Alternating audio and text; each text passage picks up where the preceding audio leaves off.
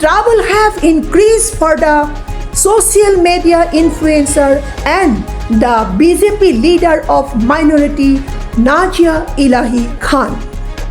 The BJP leader and the social influencer Nazia Ilahi Khan, who is embroiled in a controversy for a comment made about Islam and Prophet Muhammad during social media post and a podcast.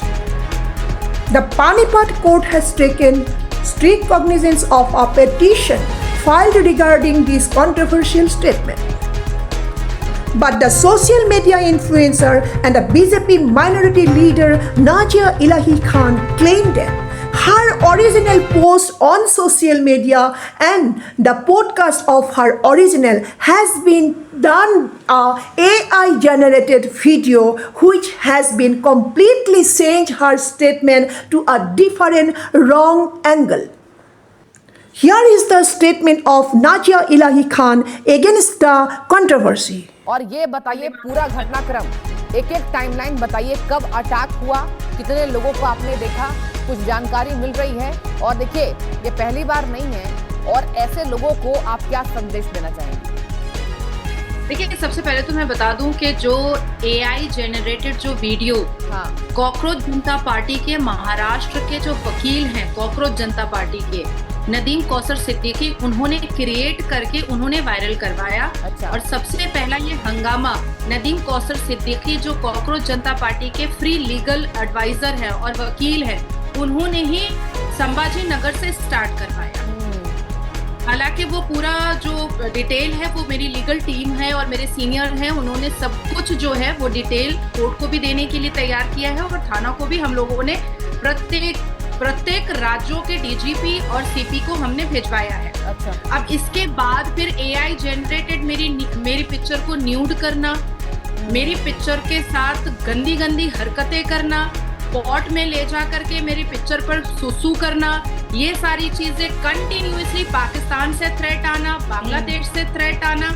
और जब मैं ओमकारेश्वर मंदिर दर्शन के लिए enter कर रही थी तब से मुझे थ्रेट स्टार्ट हुआ। और मैं मंदिर के अंदर थी, जब मैं बाहर आई तो मेरे ड्राइवर ने चिल्लाना स्टार्ट किया कि दीदी गाड़ी तो पूरी टूट चुकी है। मैंने कहा किसने तोड़ा? तो फिर मैं वहां से सीधा ओमकारेश्वर जो जुरिस्डिक्शन का जो पुलिस स्टेशन पड़ता है, मैं वहां गई और वहां जाकर के मैंने इमीडिएट एक रिपोर्ट दर्ज करवाई। वो रिपोर्ट भी मैंने आपकी टीम के साथ साझा किया है, जहां पर मैंने किसी पर कोई भी टिप्पणियां ना करते हुए या किसी पर कोई भी एलिगेशन ना लगाते हुए मैंने कहा है कि इसकी पूरी की पूरी जांच की जाए, क्योंकि जिस हिसाब से कंटिन्यूअसली 16 जुलाई से लेकर के आज तक मुझे गंदी गंदी गालियां गैंग रेप की, जिंदा जला देने की, और ये कहकर कि बहुत ज्यादा सनातन धर्म पसंद है ना, तो अब तुमको जिंदा ही जलाया जाएगा, क्योंकि मरने के बाद तो तुम जलोगी,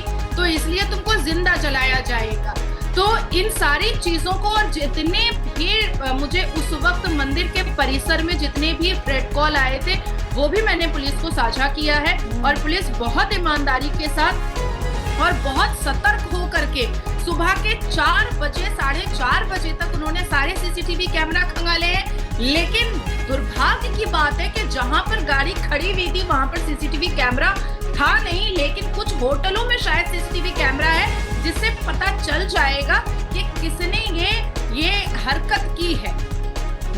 हाँ, पर जानकारी ये साझा हमें मिल रही है कि कई जगहों पर आपके खिलाफ FIR की मांग तेज हो रही है। और देखिए कहीं ना कहीं लोगों को ये लग रहा है, देखिए आप हमेशा ही बहुत यहाँ पर आगे आकर बोलती हैं और जो भी गलती होती है जो आप बताती हैं, और सबसे बड़ी बात तो ये है निष्पक्ष आप बातें करती हैं। शायद हो सकता है वो लोगों को बर्दाश्त नहीं है नाज़िया जी।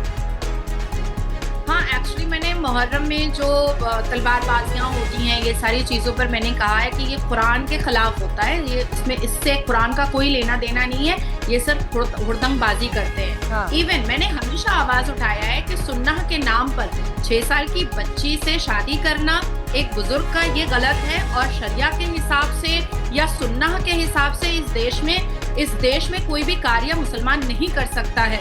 तो एक मुसलमान होने के नाते, एक प्रैक्टिसिंग मुस्लिम होने के नाते अगर चाइल्ड मैरिज को मैं बैन करवाना चाहती हूँ या चाइल्ड मैरिज पर मैं आवाज उठा रही हूँ, या जिस तरीके से असदुद्दीन अवैसी साहब लोकतंत्र के मंदिर में हमारे प्यूबर्टी की बात करते हैं कि age of puberty is age of marriage, ऐसी अभद्र बातों पर अगर मैं अपनी बातें रखती हूँ और अगर मुसलमानों को बुरा लगता है तो I am ready to face the legal consequences. मैं लीगल कॉन्सिक्वेंसेज से भाग नहीं रही हूँ। I am right here in my house. I am not going anywhere. I am not hiding my face. I am not hiding myself. बात सिर्फ इतनी है कि क्या देश के मुसलमानों को या जो लोग ये सब उपद्रव कर रहे हैं या जो लोग रेडिकल इस्लामिस्ट जैसा अपना छवि दिखा रहे हैं, क्या उनको भरोसा नहीं है? 2 0 FIR हो चुके हैं, 1 रेगुलर FIR हो चुका है। आपको कोर्ट पर भरोसा रखना चाहिए। पानीपत कोर्ट ने मुझे बुलाया है 27 जुलाई को। मैं जाऊंगी, मैं अपनी बातें रखूंगी, उन हदीसों को सामने रखूंगी और साथ ही साथ कॉकरोच जनता पार्टी के महाराष्ट्र के संभाजी नगर के वकील जो हैं नदीम कौसर सिद्दीकी, उन्होंने जो AI जनरेट करके जो मेरे शब्दों के साथ जो उन्होंने खिलवाड़ किया है, मैं वो भी कोर्ट के सामने। एक बात बताइए, AI जनरेट के द्वारा कौन कौन सी गलत बातें आपके लिए दिखाई गई हैं, सबका सब बताइए आप इंडिया न्यूज को। सबसे पहले तो एक पॉडकास्ट मैंने किया था उत्तर प्रदेश नोएडा में। हाँ। उस पॉडकास्ट का वो पॉडकास्ट कभी ऑन एयर ही नहीं हुआ है। उसके सिर्फ 4 रील्स जो है वो पॉडकास्ट के चैनल के इंस्टाग्राम पर गया था। अच्छा। उसमें से कॉकरोच जनता पार्टी के पर मेरे पर सवाल पूछा गया था, तो मैंने कहा हीट मार दो, हमारे देश में स्वच्छता चलती है, गांधी जी से लेकर के मोदी जी तक स्वच्छता चलती है, तो ऐसे ऐसे कॉकरोचेस अगर तिलचट्टे निकलते हैं तो उस पर हीट मारने की जरूरत है और जेंजी को ऐसे ऐसे चीजों पर अपने आप को इन्वॉल्व करने की जरूरत नहीं है। उसके बाद फिर दूसरा सवाल था एडुकेशन को लेकर के, तीसरा सवाल था समाज को लेकर के और चौथा सवाल था कि हमारी कम्युनिटी में जो पॉपुलेशन बढ़ रहा है और हमारी कम्युनिटी में सुन्नह के नाम पर जिस हिसाब से शादी जो है वो प्यूबर्टी के बाद हो जाती है, तो उसी पर मैंने कहा था कि अगर 1450 साल पहले अगर ऐसा कुछ हुआ है तो जरूरी नहीं है कि जो पैगंबर मोहम्मद ने किया है वो एक संवैधानिक देश में भी किया जाए। हजारों ऐसे केसेस हैं, हजारों ऐसे केसेस हैं जहां पर 15 साल की लड़की की शादी हो रही है, 14 साल की लड़की की शादी हो रही है, 13 साल की लड़की की शादी हो रही है, उसको बैन करना चाहिए। मौलवी साहब मदरसे के अंदर रेप कर रहे हैं, मौलवी साहब मजारों के अंदर रेप कर रहे हैं, न्यूड फोटोशूट हो रहा है, अजमेर शरीफ में हुआ 2012 में। तो मैंने इसी पर बात कहा, लेकिन उसको कॉकरोच जनता पार्टी के लीगल एडवाइजर जो है महाराष्ट्र संभाजी नगर के नदीम कौसर सिद्दीकी, उन्होंने अपने फेसबुक पर डाला कि मैंने अभद्र टिप्पणियां की हैं। अरे भाई, आप AI से जनरेट करोगे और उसके बाद फिर आप मेरे ऊपर थोप दोगे। अब अगर आपने थोप दिया, आपने उसको वायरल करवा दिया, आपने FIR करवा दिया, तो आप वेट करो ना, मैं तो कोर्ट आऊंगी, क्यों नहीं आऊंगी मैं? डेफिनेटली। और अगर मैं गलत नहीं हूं तो 27 जुलाई को आपको जो डेट शीट है वो दी गई है, आपको पेश होना है 27 जुलाई को। Am I right? Exactly, and I am ready to face. Okay. I am ready to face. Even मेरे सारे स्टेटमेंट जो हैं वो संभाजी नगर CP को जा चुके हैं, DGP महाराष्ट्र को जा चुका है, कलकत्ता में जा चुका है, गोवा में जा चुका है, तेलंगाना में जा चुका है। हर एक स्टेट में मेरा स्टेटमेंट जो है वो DGP को जा चुका है।